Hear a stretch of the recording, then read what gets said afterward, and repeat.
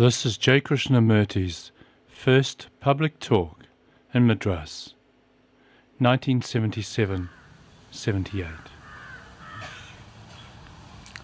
I suppose I must talk.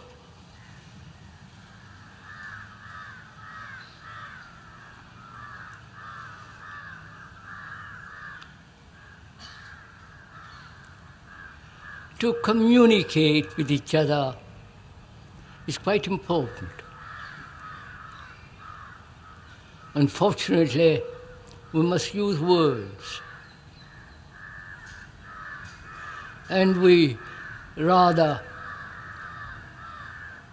interpret each word according to our like and dislike. And during these talks here, we are going to use English language and try to use the words exactly what they mean in the dictionary, not what I would like it to be or you would like it to be, but actually what the word, not only common usage, but also words that have special meaning. And I will, as we go along, we'll try and explain these words. And please, if you'll kindly listen to the language, the word itself, not what you think the word means or your reactions to the word, but actually listen to the word itself, because it's going to be rather amusing and worthwhile if we could really communicate not only verbally. How beautiful evening, isn't it? Not only verbally, but also through the words catch an insight to the full meaning, to the significance, to the depth of that word. But to have a verbal communication with each other must both first be free to observe, free to listen. And that's why I'm afraid it's one of the most difficult things to do, to listen. Because we are going together during these talks and discussions, investigate into the actuality of our daily life. We are not going to discuss theories, because they're utterly meaningless, nor speculative ideas, which are equally absurd, or accept some authoritarian, traditional outlook. We are going together, if we may, investigate what actually is. And it's one of the most difficult things to observe actually, which means what is actually taking place now, to observe that and to investigate, if it's possible, that which is being observed.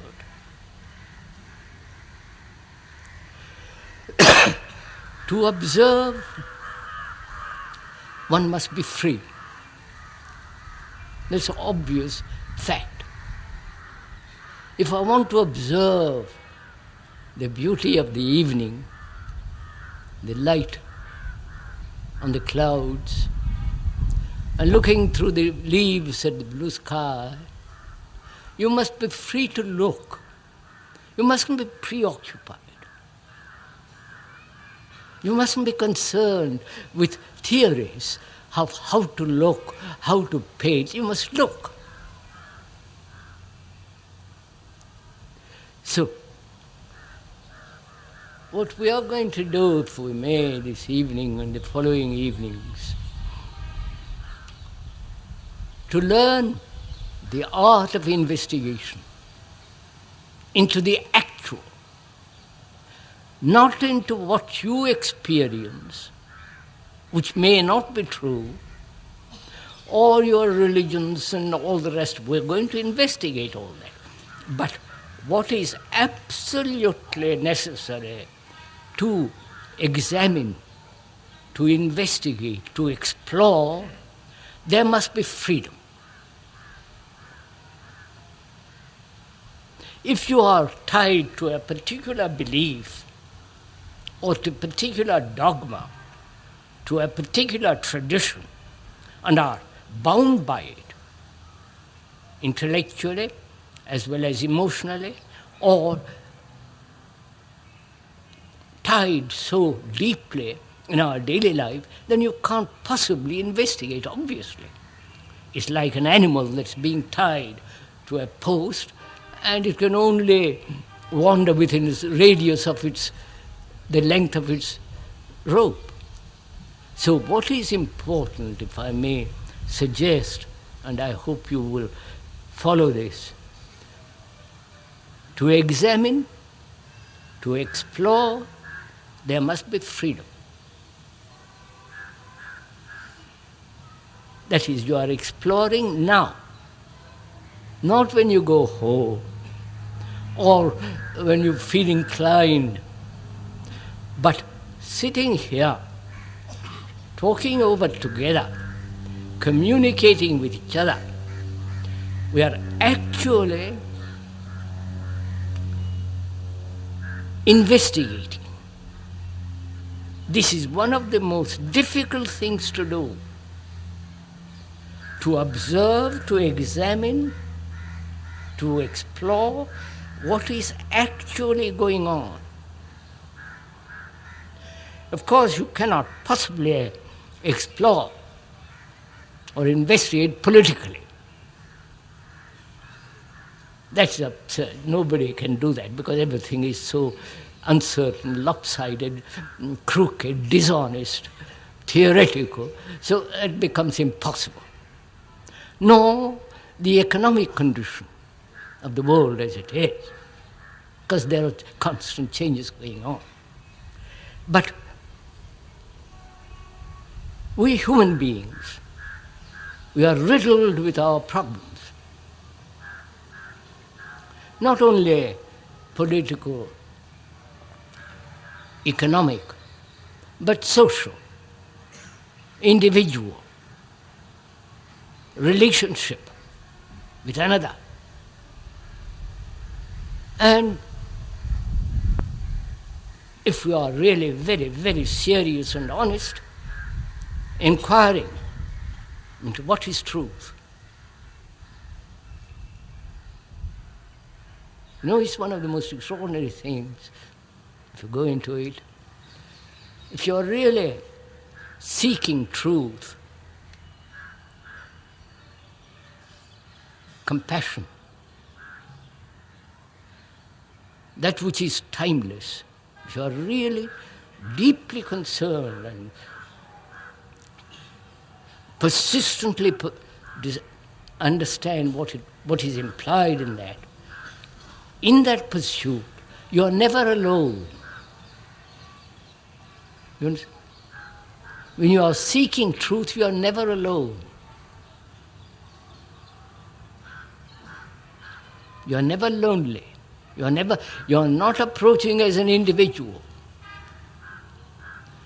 When you look at life as an individual, as a separate, fragmented entity, then you are lonely,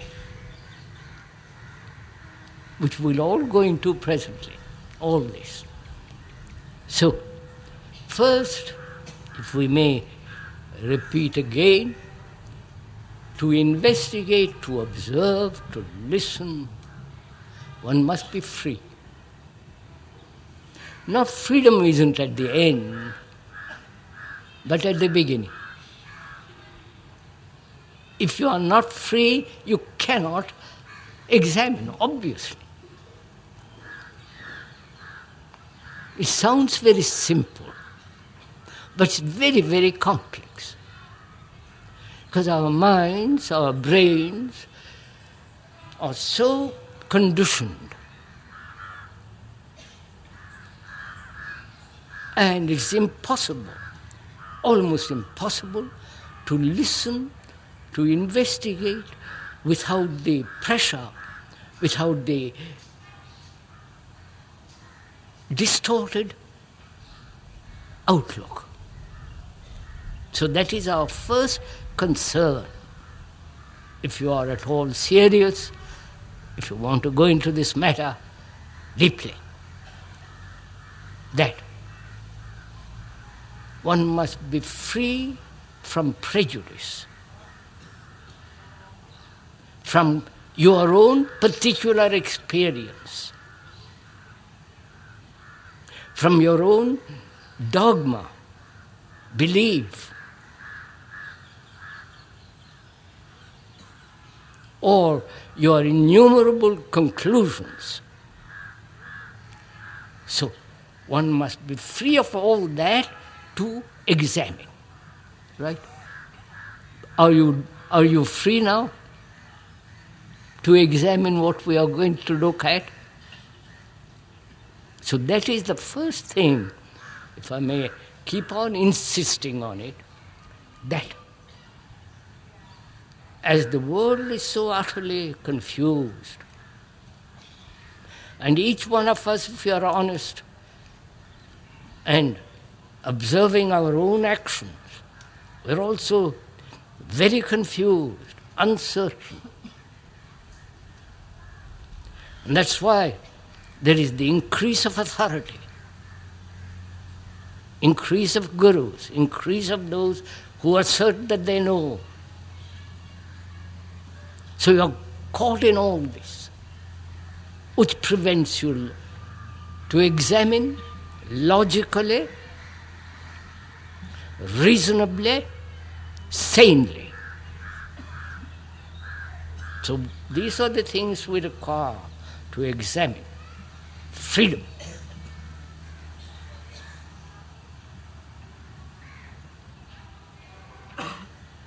To be able to think clearly. That means logically. And to see the limit of logic. But you must proceed logically before you see the limit of it. And also, one must have sanity. You know, that sanity is a rather difficult word. Each one will interpret it according to his own inclination. Sanity implies good health first. So that having good health, the illnesses, all those ailments that one has, doesn't distort your examination. So one must have very health, but if one is not well, to know one is not well, and to observe that it doesn't interfere with your observation, with your examination, and therefore to bring about sanity, which means health, clarity, and to observe without any distortion. If you are a Hindu and caught in that ancient tradition, with all the superstition theories and all the nonsense that's going on, then obviously you're not sane. Or if you are a Christian with all their dogma, rituals, beliefs, and again you're not sane. Sanity implies having a capacity to observe oneself clearly, without distortion, without any form of deviation from that which is actually going on. All that means sanity and much more. Now we are communicating with each other. We are saying the meaning of sanity. Now, to communicate, you and the speaker must both be sane, right? Otherwise, you will think something totally different, distort what is being said. So, I hope when we are talking over our innumerable problems, human problems, which we will as we go along, that we are both at the same level, at the same time, with the same intensity. Otherwise, there is no possibility of communication. Right? You understand? That is, to meet each other linguistically as well as non-linguistically at the same level, because there is no authority here. We are both examining. Therefore, if one assumes authority, then the communication ceases. So at the same level, at the same time, with the same intensity, means love.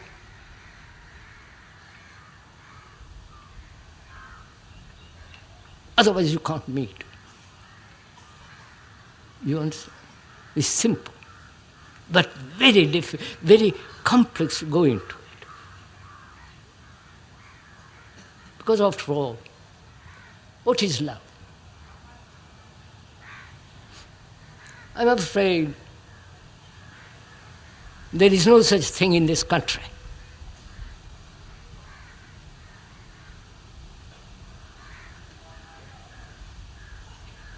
They know what is kindness, perhaps, generosity, a little bit, tenderness when it suits them, affection when it is fairly convenient. But that word, not just the meaning of the word, but the whole content of that word. Love implies there is no division.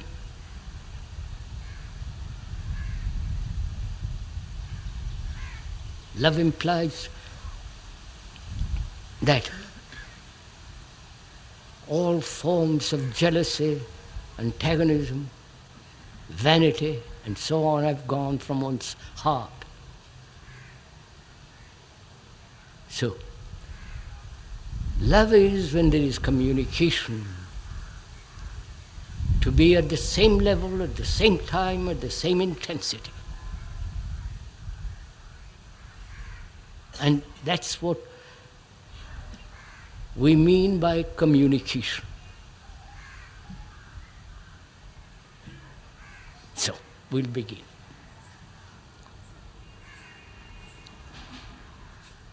First of all,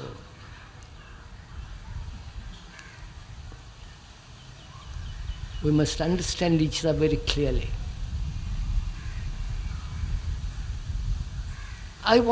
The speaker wants to tell you something.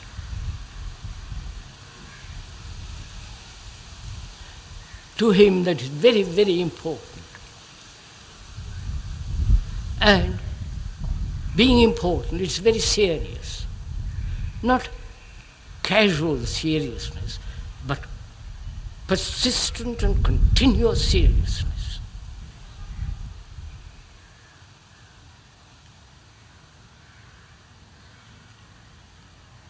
Because we are going to investigate that wherever one goes, no matter what country, what type of person,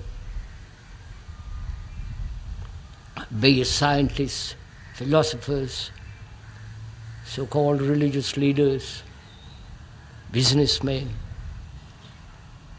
the sannyasi, the monk, and those who are disciples of these people.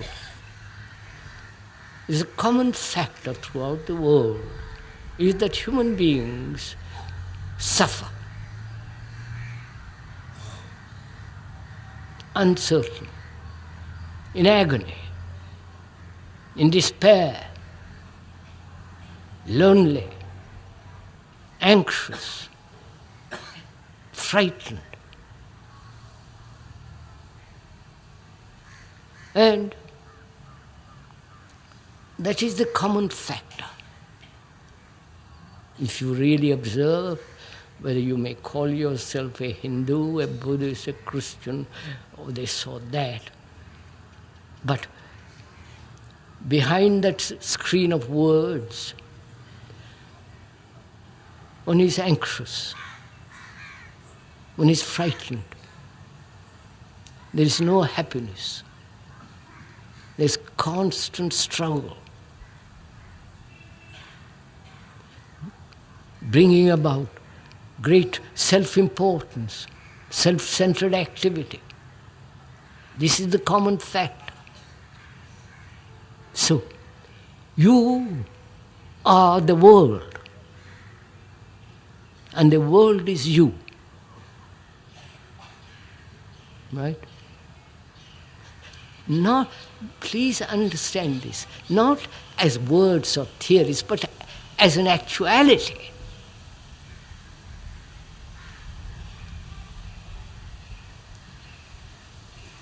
That is, if you look at yourself, and I hope you will see how extraordinarily complicated your life is.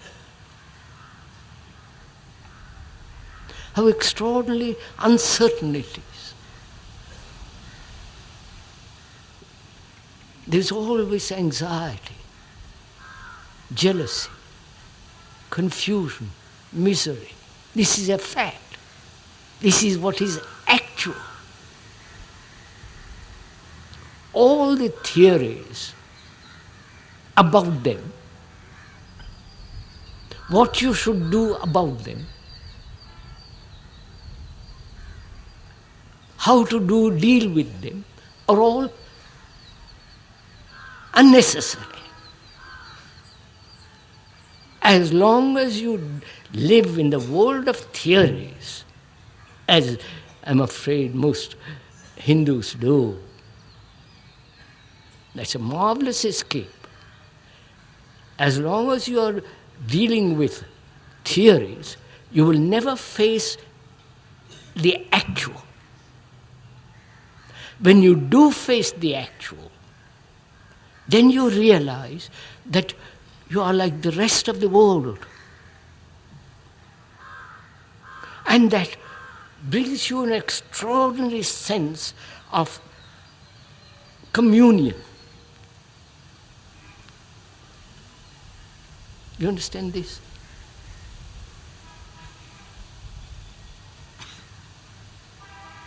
That is when you know that you are suffering and your neighbor also is suffering. Whether the neighbor is next door, a few feet away or 1,000 miles away, then there is a certain sense of being together. Haven't you noticed all these things? And so, non-verbally, non-theoretically, but actually, as a fact, that there is this microphone, it's a fact. There is the tree, it's a fact. And in the same way, it's an absolute, irrevocable fact that you are the world and the world is you.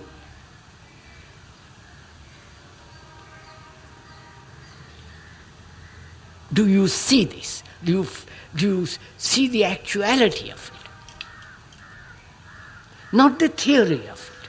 There is no theory. Theory is when you listen to a statement like that, which is that you are the world and the world is you, you make an abstraction of it. You understand what you mean by abstraction? I'll show you. That is, you listen to that word, those words, you don't quite understand or agree with it, or you don't want to agree with it because you like to feel that you are extraordinarily separate. Therefore, you make an abstraction of it, which is to make it into an idea, and then theorize about that idea. You understand? Let's argue back and forth, invent new theories, and so on, so on, so on, which is away from the fact. Right? We are understanding each other? So, please do not make an abstraction of it. Make it into an idea, but see the fact only, the actuality. The word actual means to that which is taking place now. The word actual means that which is happening now. What is happening now is this extraordinary common factor of every human being. When you realize that, not as a theory which you accept or reject, but something which is fearfully actual,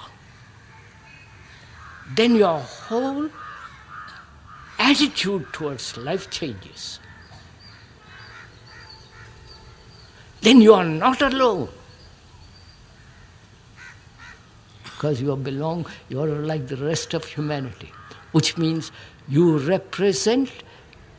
as a human being represent the totality of all humanity. You understand this? You as a human being are the representative of all humanity. Because you suffer, you cry, you're frightened, you want pleasure, you're seeking God and not knowing if there is God, belief, rituals that have no meaning. So you are like the rest of it, Christians. If you go to a church and there are a lot of words, meaningless words, symbols, and inwardly the monk, the sannyasi, you, everyone is burning with a desire, with pain, with sorrow. So that's the first thing to understand.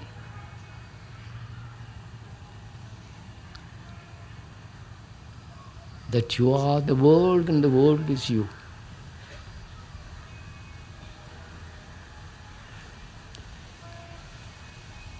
If that is, no, that is so, not if. I withdraw that word. That is so. Then the next question is, is it possible to change, to transform that which is? You understand? That is, human beings throughout the world, from childhood, get hurt psychologically. You're aware of, obviously. You're hurt. You're hurt by your parents, by comparing you with somebody else. Please follow all this, because it's your life. Because we're going to see whether it's possible at all to wipe away all this fact and have a brain which is pristine, a brain that is never damaged, never deformed. We are going to go that. It is possible. I'll show it to you. But you must also have energy to do it. Passion, the urge to find out.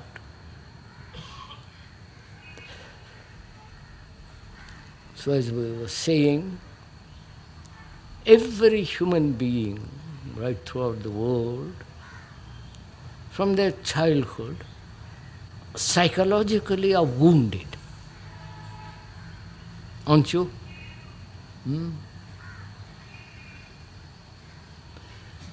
Wounded through comparison, through imitation, through conformity. All those are the instruments of getting hurt and more. Now, please see, a brain that has been hurt psychologically can never act freely. Therefore, it can never act rightly, accurately, precisely. Right? Please see the fact. That is, if I am hurt because somebody said I must be like my elder brother, some idiotic teacher tells me that at home or in the school, says I must be. So, and I try, make an effort. And throughout life that goes on, right? You are being hurt, and the consequences of being hurt is that you resist, that you build a wall around yourself. Are you listening? Are you being aware of all this as I am talking? Otherwise we can't communicate. This is very important for you to understand. Because a psyche, a human mind that's hurt, therefore distorted, and its activities will become neurotic, violent. So, you are hurt, and the consequences is you resist, you build a wall around yourself, you gradually become more and more lonely, withdraw, and from that you act. Therefore, your action is distorted. Your action then is violent, and so on. Now, the question is, if you are at all aware of being hurt, see the consequences of it, the result in your human relationship, which you can if you are hurt, you will never have a relationship with another. Right? So, that is a common factor of every human being right throughout the world. Now, since you are the world and the world is you, is it possible for you to be free of hurt? You understand my question? Huh? Have we gone together so far? That it's very important for a human being not to be hurt at all. Right?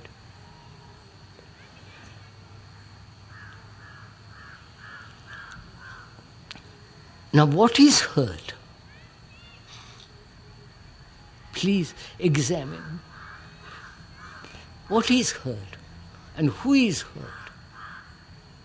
I say I'm hurt. When you call me a fool, I'm hurt. When you say anything that is contrary to what I think, or what I have an image about myself, that image gets hurt. Right? Right? Do you see this? Actually see it. Please, for your own sake, just observe it. Obviously, each one has an image about himself. Right?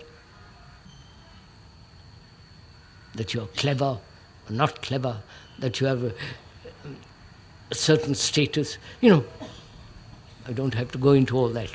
You have an image about yourself. So, that image is challenged and gets hurt. Right?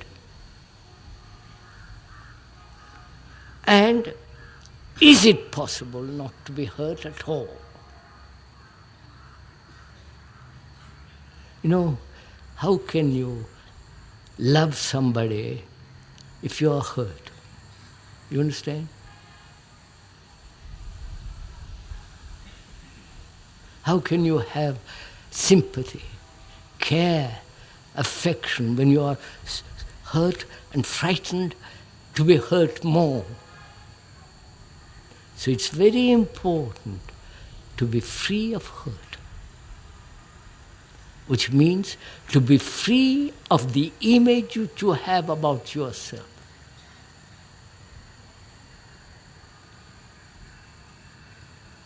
The image may be conclusions, opinions.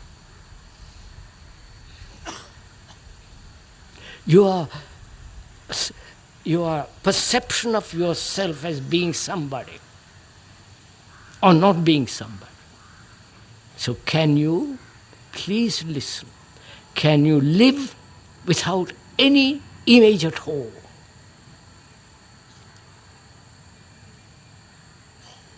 Do you understand what that means? To have no image about yourself.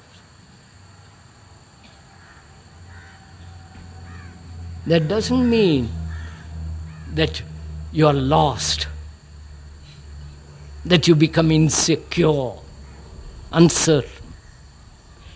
On the contrary, when you have an image about yourself, that image creates uncertainty. That image denies security. So that is the first thing in realizing in our human behavior. We are talking about human behavior in our daily life. Because that's the only life you have. Not the theoretical life, whether Brahman exists or what Shankara said or some other philosopher said. They're all worthless. They have no meaning at all. What has meaning is what you are. What you are actually doing. Whether you are suffering, anxiety, all the rest of it. Right? So let's from there. So our consciousness is made up of all these things. Fear, hurts. Please listen.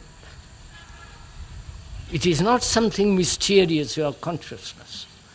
Philosophers and others like to make it mysterious. But in actuality, your consciousness is made up of all the things that thought has put together. That is your jealousy, your attachment, your fears, your longing for something or other, pleasure, having been attached, pain of attachment, and try to be detached. All that is the content of your consciousness. And that content has been put together by thought. So one has to go into the question of this very complex problem of thought. You understand? Everything that thought has put together is reality.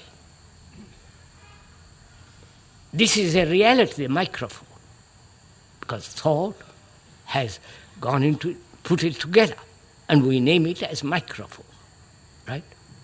The churches, the cinemas, all the technological world, the motor car, your gods, your temples, all the rituals, everything is put together by thought, right? Is that clear? Because this, please understand this very carefully. I'm going to go into it very, very slowly, in detail, because it's very important to understand. We are saying that thought has divided the world into nationalities, right? Into classes, into religious differences. Christ, Buddha, Rama, Sita, or whoever it is here, all that is the creation of thought. The rituals, the pujas that you do every day is put together by thought. There is no denying of that. It would be silly to deny that. But thought has not put together the tree. Nature, the forest, the rivers, the mountains, the skies, the stars, the birds, nature. But thought has used nature into making a chair.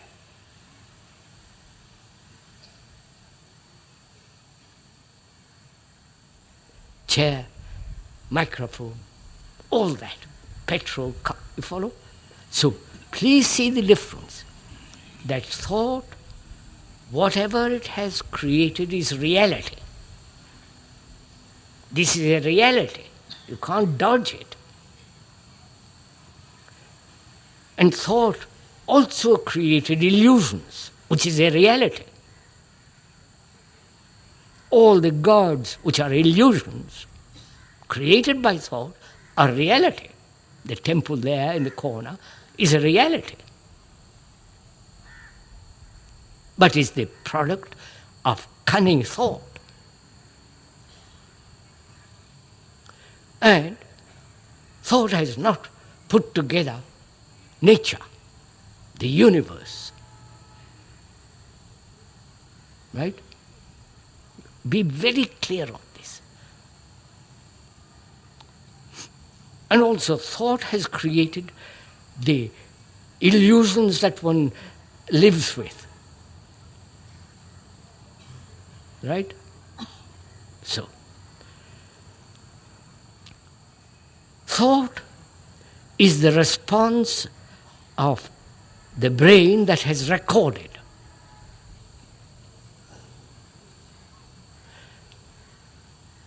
That is,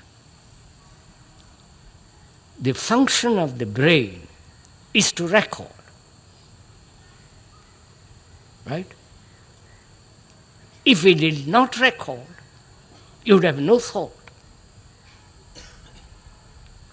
It is like a registering machine there. Everything is recorded, which is our knowledge. From knowledge there is memory, and the response of memory is thought.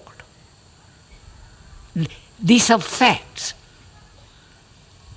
Conceivable thought is the ripple of God, or the ripple of some invention. If you say it is the ripple of God, it is still the product of thought. So please see how human beings are caught in the product of thought, in the things thought has created, and make it into something super extraordinary. Right? Please see this, very important, because we are going to find out that since the brain, the speaker is not an expert on brain, but he has watched it in himself and discussed this matter of the whole movement of brain with specialists, and they agree what is generally accepted, which is the brain is an instrument of registration. You register your experiences. You register, your brain has been registering all the tradition, what your grandmother, your great-grandmother, and so on, registering. So it registers nationalities, your religious beliefs, right, and so on. So your brain is under pressure all the time,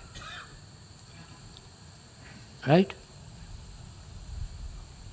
I haven't discussed this matter with except one or two. They are beginning to agree with what I'm saying, which is a brain is under constant pressure.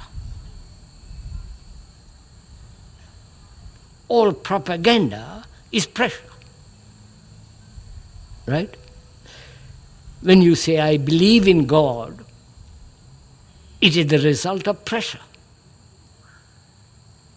When you say, I'm a Christian, it is still propaganda imposed through 2 centuries, or 2,000 years of constant pressure, believing that there is Jesus the Savior, Virgin Mary, and so on. Constant pressure, right? Like the Hindu, for 10,000 years or 5,000 years, he's been under pressure, saying you believe you are a Hindu, you are a Brahmin, and you this, that, and pressure, right? Are you aware of this fact? Are you? To be aware, conscious, not something extraordinary, that you are constantly under pressure at home, in the office, and when you go off to amuse yourself, still it is pressure. Everything, you are under great pressure. Now what happens to a brain that's under pressure? Please see this. Ask yourself this question. I believe in God. That's a pressure. I go to temple every other day. That's a pressure, because you have been told. Or you are under pressure as a good lawyer to hold your position. And so on, so on, so on. Do you know that you are under constant pressure. Now, if you are aware of it, any form of pressure is a distorting factor. Right? You understand this? So your brains are deformed. You might like to think so, but it's a fact. Deformed, damaged, distorted. When a Hindu says, I believe, I do this because it's right, it is, I have accepted, you follow all the things that they are doing, is under the pressure of propaganda. Right? It may be 10,000 years or 2,000 years. This pressure does damage the brain. Right? The brain has the capacity of a highly polished, pliable steel that moves in any direction but always comes back to the center. Right? If you have no pressure, I wonder if you understand all this. This is part of meditation. To free the mind from all pressure. Which means no practice. Because that's a pressure. You won't agree to all this because all of you are practicing meditation, forcing yourself, controlling yourself. All that is too childish. So, now the question is this. Is it possible to register only what is absolutely necessary and nothing else? Have you understood this? Have you understood my question? Have you, sir? Somebody say yes or no.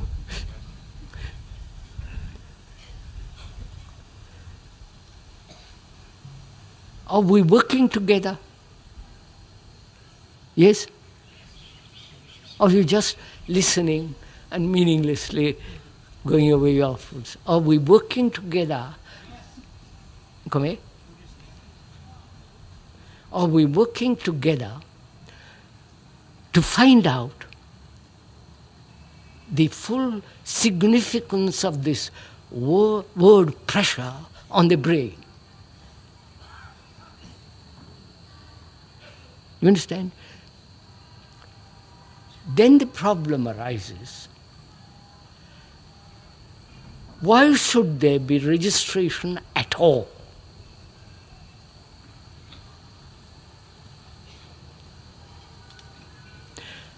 That Nagra machine is registering now because you're going to make a cassette and all kinds of things out of it. So, we are asking, why does the brain have to register?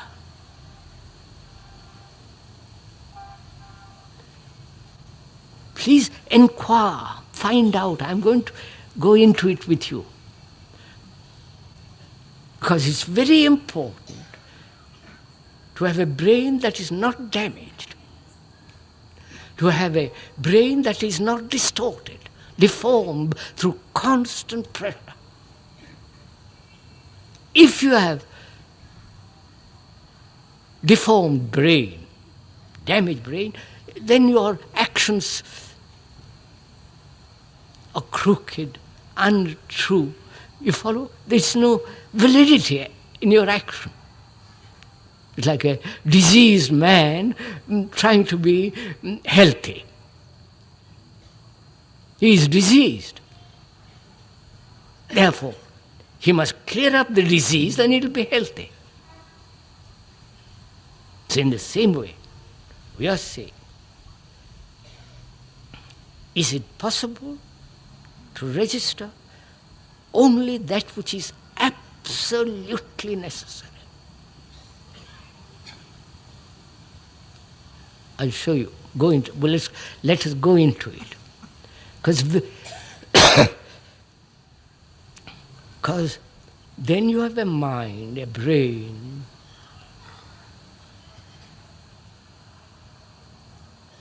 that has never been damaged. It's like having a body that has been healthy from the beginning to the end. You understand? Never has gone to a doctor. Never operated upon. So a brain that is pristine, free, young. So that's what we're going to discover. Why does the brain register at all? You understand my question? Register. Why does the brain register? If it didn't register, you couldn't talk. You couldn't learn any language.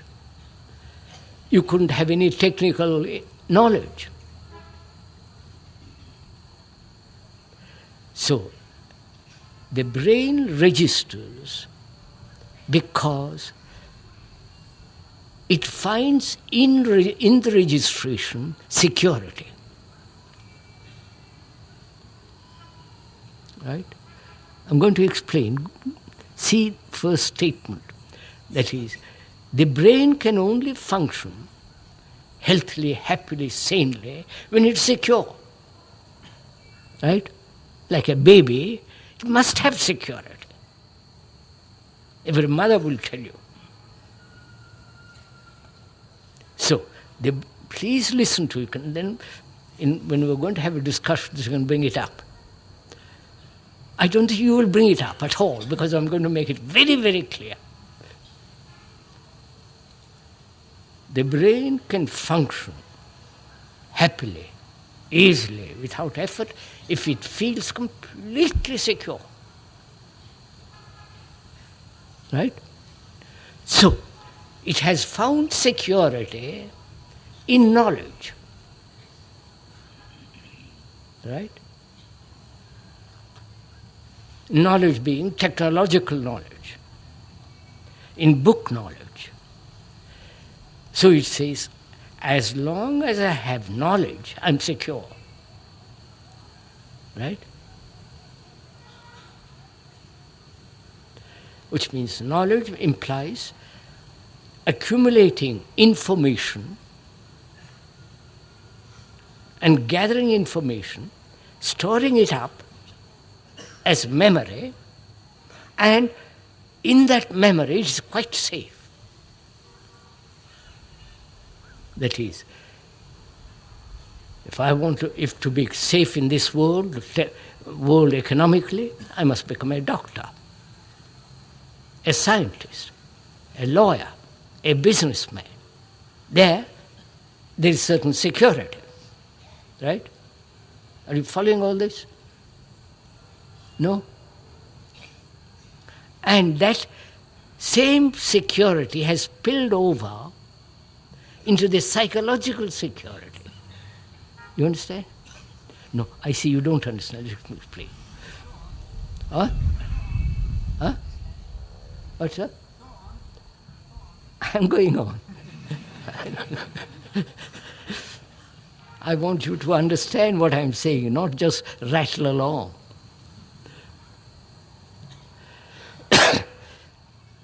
This is not theory. Watch it. Carefully listen to it. This is not theory. You can observe it. You can test it. Theory you can't test. But this you can test it in your life. So, it needs security. Right? Do you see that? And it has found security in the world. knowledge, information, job, technological capacity. There it's completely safe. And that same movement of search for safety has spilled over into the psychological field. It says, I am safe as long as I've got a name. Right? Are you following all this? As long as I feel I'm this or that, that is, it has created an image about itself. There it feels completely safe, right? I wonder if you see this. Psychologically, that's inwardly, is there safety at all? You may believe in something, that belief may be questioned, therefore there is uncertainty, and so on, so on, so on.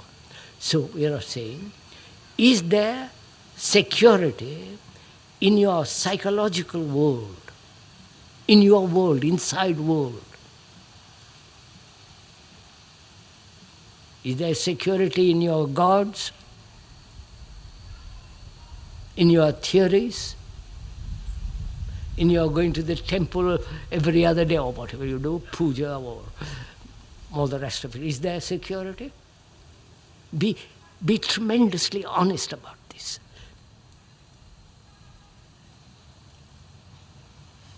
And when you say, I'm angry, I will achieve a state of mind which will never be angry. Watch it. That is, you have projected an idea, and in the future you will not be angry. Therefore, in the future you are seeking security. You understand the subtleties of all this? You understand all this, sir? The subtleties of it.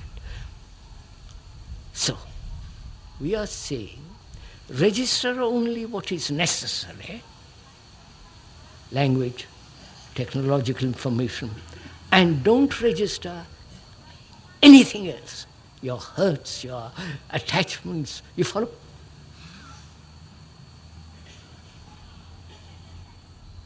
Is that possible?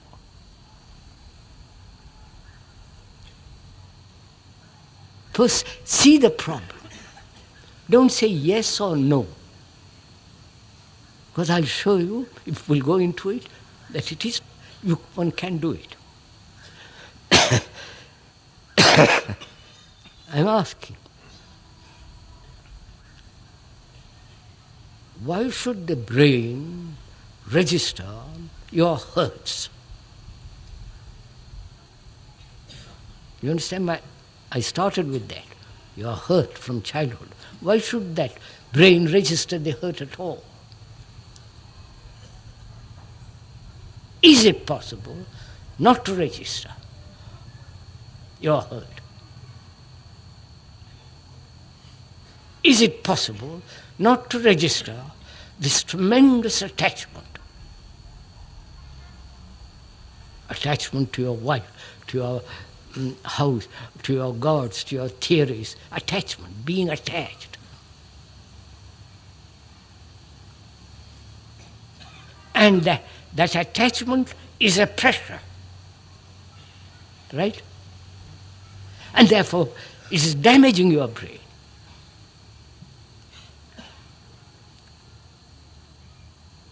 Because please understand why it is necessary to have a brain that is not deformed. Because in meditation, any form of distortion, any form, which is pressure,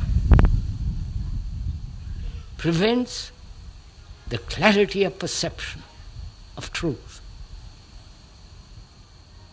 If you want to meditate, the brain must be free of all registration except that which is absolutely necessary. Otherwise it's damaged. Therefore a man or a woman who really wants to go into this tremendous question of meditation, the full meaning of it, the depth of it, the beauty of it, the greatness of it, the timeless quality of it, must understand the whole nature of thought. So is it possible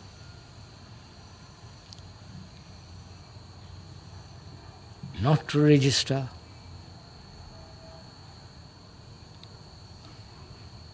your hurts, your desires, your longings? It is possible only when you know the art, when you learn the art of observation.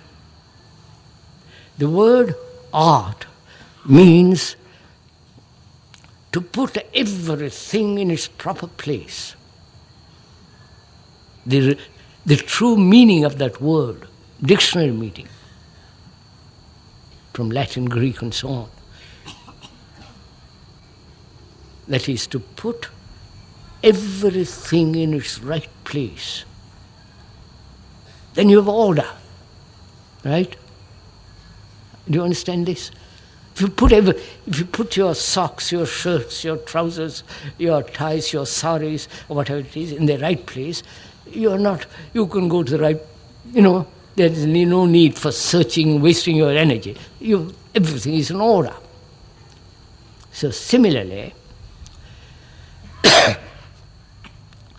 to learn the art of observation,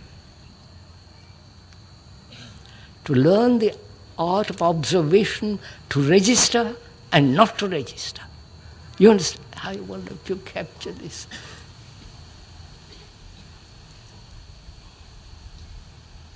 Now we are registering everything. Therefore, the brain is overburdened, damaged, deformed, and it cannot think logically, clearly, sanely. So,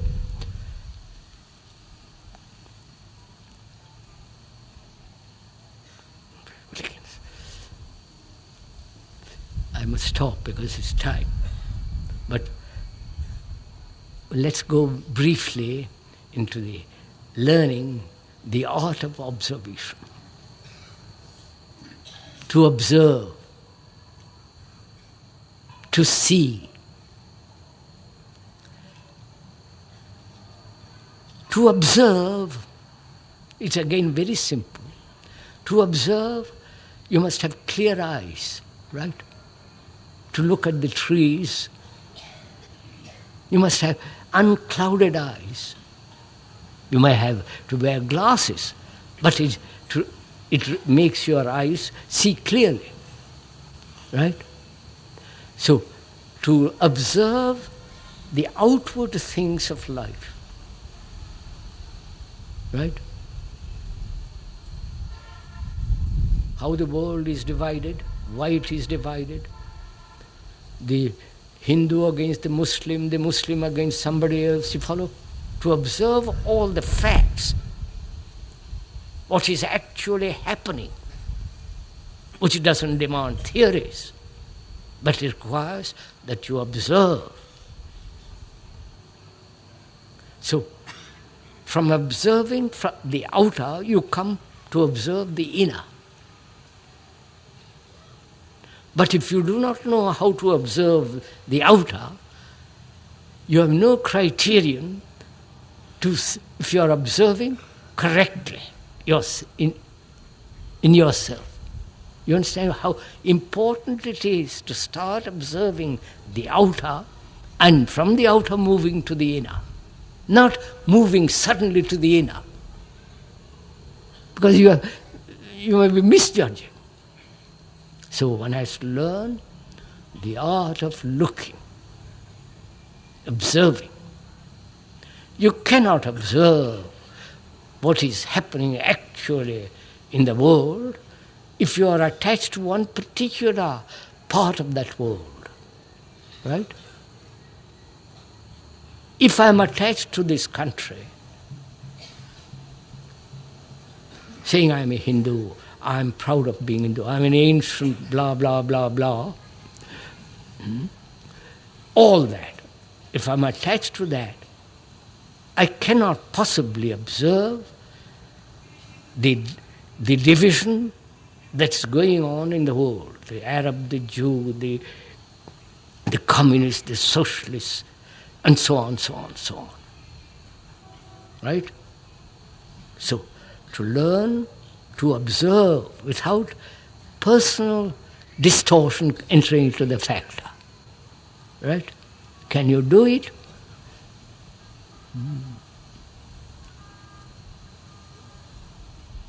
That requires tremendous alertness, watching.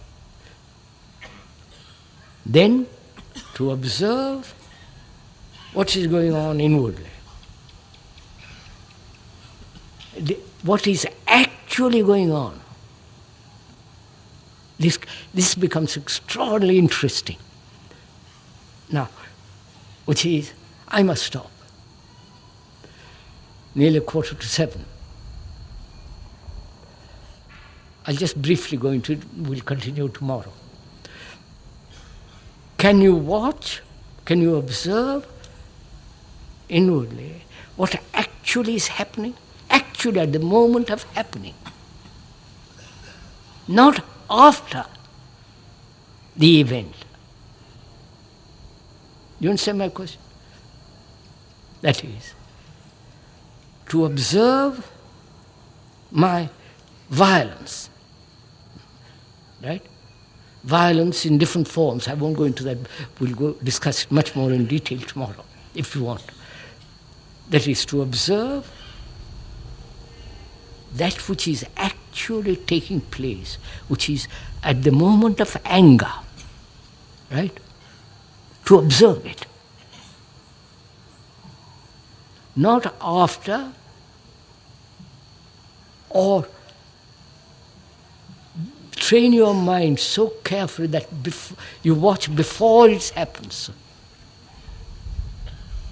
But actually as it's flowering, beginning to grow, the actual movement of it, which demands a mind, a brain that is not caught in the past,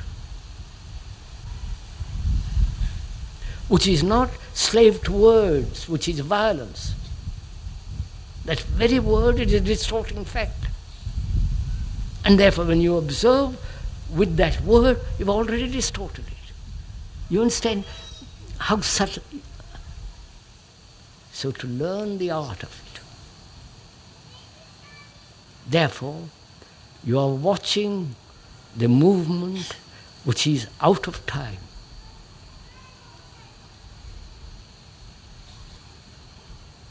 So the brain is capable of observing without distortion. You understand?